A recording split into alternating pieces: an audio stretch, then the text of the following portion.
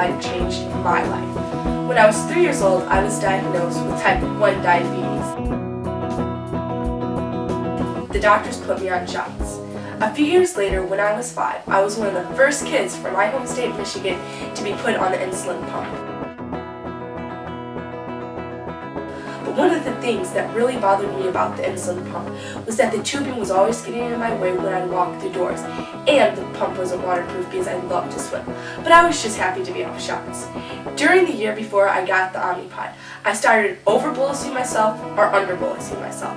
But what really made me decide to switch to the Omnipod was last February.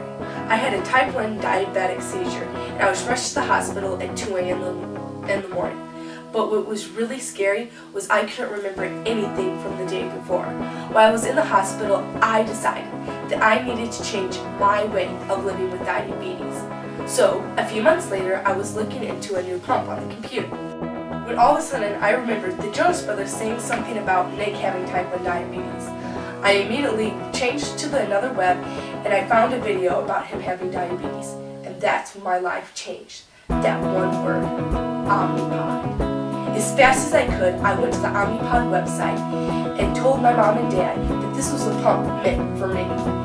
My mom read up on it, and we asked my doctor about the Omnipod, and she gave us a test pod to try out.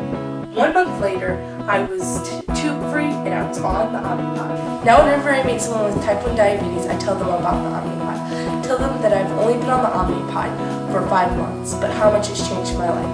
How I can be active and not have to worry about my blood sugar getting too low, or I can sit around and be lazy and eat all I want and not have to worry about my blood sugar being too high.